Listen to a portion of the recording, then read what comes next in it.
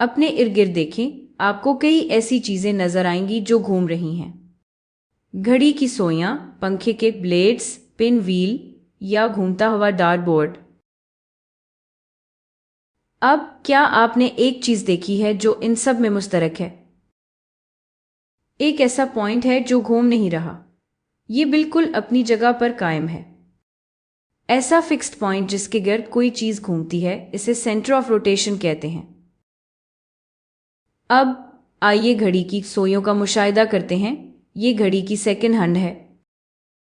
जब ये घूमती है 12 से 12 तक, यानी 1 मिनट पूरा करने के लिए, तो ये एक फुल सर्कल मुकम्मल करती है और ऐसा करते हुए ये 360 डिग्री का एंगल तय करती है। अगर ये 12 से 6 तक जाए तो ये निस्फ दायरा तय करेगी, यानी 360 डिग्री का आधा, जिसका मतलब है 180 डिग्री का एंगल। इसी तरह अगर ये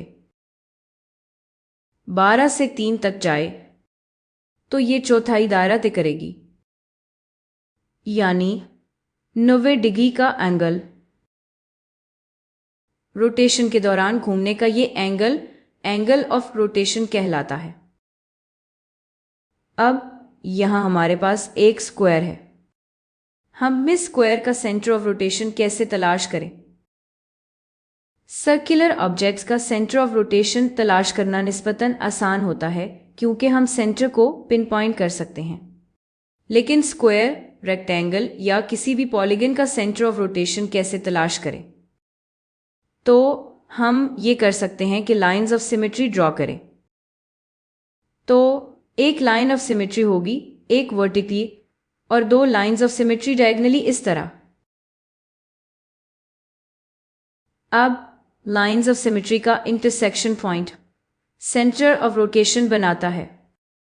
तो ये जो रेड डॉट है, ये स्क्वायर का सेंटर ऑफ रोटेशन है। अब हम इस स्क्वायर को 90 डिग्री क्लॉकवाइज घुमाते हैं। अगर हम ऐसा करें तो ये कुछ इस तरह नजर आएगा। तो ए बी साइड जो यहां थी, रोटेशन के बाद यहां आ गई है। मैंने वर्टिसेस लगा दी हैं ताकि आप देख सकें कि रोटेशन के बाद ये कैसा लगता है। लेकिन एक दफ़ा वर्टिसेस को नज़रअंदाज करें और सिर्फ स्क्वायर्स को देखें, आपको नज़र आएगा कि ये एक जैसे हैं। ये बिल्कुल एक जैसे नज़र आते हैं। आए इसे एक बार फिर घुमाते हैं, फिर से 90 डिग्री क्लॉकवाइज। इसके बाद ये कुछ इस तरह नज़र आता है। अब हम तीसरी रोटेशन करते हैं, इसी एंगल से और इसी डायरेक्शन में, और ये कुछ इस तरह नज़र आता है। चौथी रोटेशन के बाद ये पूरा 360 डिग्री का पूरा दायरा कवर करेगा और ये इस तरह नजर आएगा। ये अपनी ओरिजिनल पोजीशन पर वापस आ गया है। अब फिर से वर्टिसेस को नजरअंदाज करें और सिर्फ देखें कि ये बिल्कुल शुरू वाले जैसा लग रहा है। हर रोटेशन पर स्क्वायर बिल्कुल वैसा ही था जैसा रोटेशन से पहले था। तो एक फुल टर्न यानी 360 डिग्री में 4 पोजीशंस हैं, 1, 2, 3 और 4, जिनमें स्क्वायर एक जैसा नजर आता है। तो हम कहते हैं कि स्क्वायर की रोटेशनल सिमेट्री ऑर्डर 4 है, इसका ऑर्डर ऑफ रोटेशन 4 है। रोटेशनल सिमेट्री क्या होती है? जब भी हम किसी ऑब्जेक्ट को किसी खास एंगल ऑफ रोटेशन पर घुमाएं और वो वैसा ही नजर आए जैसा रोटेशन से पहले था, तो हम कहते हैं कि वो रोटेशनल सिमेट्री दिखा रहा है। तो ऑर्डर ऑफ रोटेशन वो नंबर है जितनी बार कोई ऑब्जेक्ट पूरे 360 डिग्री रोटेशन में एक जैसा नजर आता है। आए एक और मिसाल लेते हैं मुतसावी अज़ला मुसल्लस की।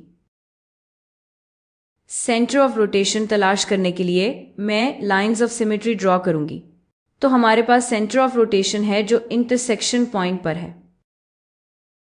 अब मुझे एंगल ऑफ रोटेशन तलाश करना है। तो अगर मैं इसे क्लॉकवाइज घुमा दूं और ये वर्टेक्स इस पॉइंट पर आ जाए, तो ये रोटेशनल सिमेट्री दिखाएगा, ये बिल्कुल वैसा ही नजर आएगा। तो मुझे ये जाविया तलाश करना है और देखें कि यहां 1, 2 और 3 ऐसे जाविया हैं। तो 360 तकसीम 3 जो कि 120 डिग्री है, तो अब मैं इसे 120 डिग्री क्लॉकवाइज रोटेट करूंगी। जब मैं ये करूंगी तो ये बिल्कुल ऐसे ही नजर आएगा जैसे अभी है। इसे एक बार और घुमाया और ये इस तरह नजर आएगा। एक और रोटेशन के बाद जब ये पूरा 360 डिग्री यानी फुल सर्कल कवर कर लेगा तो ये इस तरह नजर आएगा। तो मुतसावी अल-अज़ला मुसल्लस का ऑर्डर ऑफ रोटेशन 3 है। अब आए एक आखिरी मिसाल लेते हैं जहां हम सब कुछ तलाश करेंगे। Centre of rotation, angle of rotation, order of rotation. तो ये एक सितारा नुमा शक्ल है।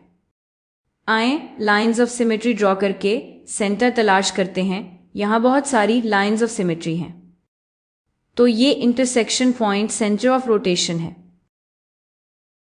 अब फिर से हमें जाविया तलाश करना है।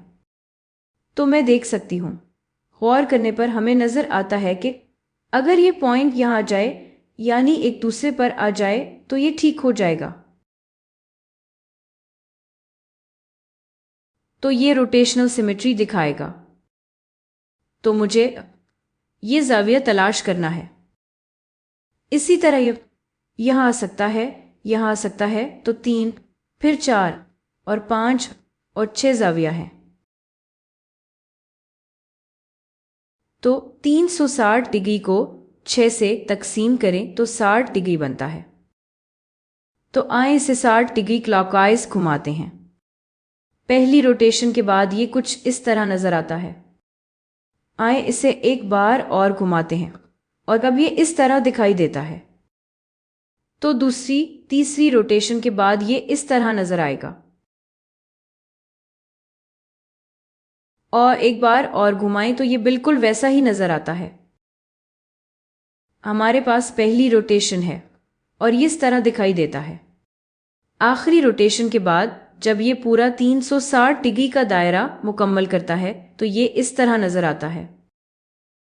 तो हमने इसे 1, 2, 3, 4, 5, 6 बार घुमाया। तो इसका ऑर्डर ऑफ रोटेशन 6 है।